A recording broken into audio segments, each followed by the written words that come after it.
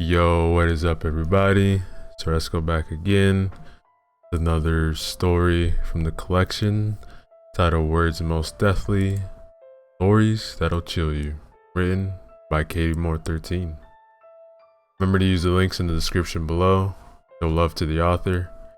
Like, comment, and subscribe. Story number 8, The Tragedy of the Brothers Jacobin. Jacob Jacobin, a very wealthy man with a very odd name, was dying. Too weak to lift his own pen, he dictated his will to the stern-faced lawyer beside his bed, leaving all the money in his vaults to the elder of his son, Kirby. The lawyer raised her eyebrows, saying nothing. She'd been privy to the family's affairs for years, and knew how splintered their bonds were. Why Jacob would leave his money to either son, she had no idea. But then again, that wasn't her job. Jacob Jacobin died that very night. Kirby awoke to a knocking at his door. Groggy from a day of partying, he got up, stumbled to the door. What? The lawyer gave him a disgusted look. Mr. Jacobin, sorry to tell you that your father has passed away. Kirby's eyes widened, more from surprise than any filial grief. He'd been out of his father's life for years, hadn't even bothered to visit him in the hospital, and had no idea how bad his condition had gotten. I can't believe it. That's terrible. The lawyer nodded. He could practically feel Kirby waiting, willing her with his mind to discuss the inheritance. Again, she felt disgusted by him, but she did her job and discussed it. Kirby, who had expected something out of sheer entitlement, but certainly not everything, was totally shocked. The grief he'd been faking was lost, and he excitedly asked for the key to Jacob's basement safe. Once the key was in his possession, Kirby picked up the phone and called his younger brother, Timothy. Timothy Jacobin was surprised to hear from his estranged brother, and like him, was surprised to learn of their father's passing. He could hear the smugness in Kirby's voice through the phone, and deduced without even having to ask where the money had gone. Of course, Kirby told him nonetheless. Timothy pursed his lips, and he said, sweetest voice, I'm sure you wouldn't mind waiting for me to open the safe, would you? I would love to be there. Kirby readily agreed to it, and even invited his brother to meet him for dinner beforehand. Next night, they did just that. First time they had seen each other in years. Timothy smiled wildly, unenthusiastically throwing open his arms to greet Kirby. Congratulations on the inheritance, he said. What, you're not mad? Not really. I'm successful enough on my own. I hardly need that geezer's money. Successful, huh? Well, I'm sure Dad had that in mind when he decided. But he had the "Dad loves me more than you" look on his face that Timothy remembered very well from their childhood. Well, I'm successful enough, I guess, to buy you a drink, huh? Listening to none of his brother's polite protests, he walked up to the bar, requesting the best and most expensive drink in the place. It was blatantly obvious to the bartender and the other patrons that he was trying to prove a point. However, none of them noticed the peculiar way he ran his hand around the rim. The white powder he dropped in the foaming ale. Kirby resigned himself to losing this round to their gloating contest. He thanked Timothy and threw back the ale in a quick few gulps. His younger brother was in a remarkably good mood, he noticed. He was in a good mood too, for a few hours. They talked and laughed late into the night, like they would have as teenagers, until Kirby started feeling very sick. Wasn't too many, bro? Yeah, I think so. Don't worry, I'm used to it.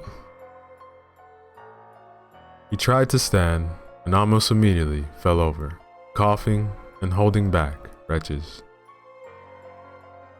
I think I need to lie down. Timothy draped his brother's arm over his shoulder, helping him to his car. Look, tell you what, I'll drive you home. You need to relax. Kirby leaned back in the seat and relaxed until his body began spasming again, racked by coughing fits, much worse this time. He spat blood on the dashboard. He said, Timothy, what the hell was in that drink? Nothing. Just good ale. That's all. Good ale, my ass. He was cut off by another round of retching and blood spitting, now foaming at the mouth. What's happening to me? Timothy didn't answer. He groaned again, spasmed, and went limp. Timothy sped into his garage, closing the door. Alone and confident no one was watching, he leaned over to check Kirby's pulse. There was none. Timothy swallowed hard, trying not to focus on what he had just done. Working quickly, he pulled the keyring from Kirby's pocket, got out of the car, and unloaded the body. He pulled his brother's body from the car, took a rusty shovel from the garage's darkened corner, carried both of them to his fenced backyard. 2 hours later, exhausted by the task of digging a makeshift grave, Timothy slept unsoundly. Something shakes him, and he jerks awake to see Kirby standing beside his bed with an accusing look in his eyes. That look drilled into Timothy like a power tool. He tried to look away from the apparition, but he was paralyzed. It was only when he began to cry and scream that his brother seemed satisfied and disappeared.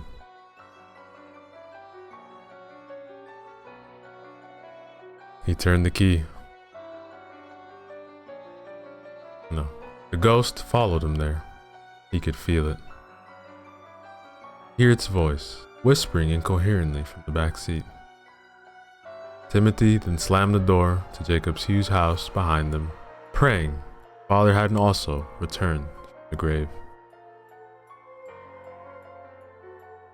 The ghost whispers died, and he breathed a sigh of relief.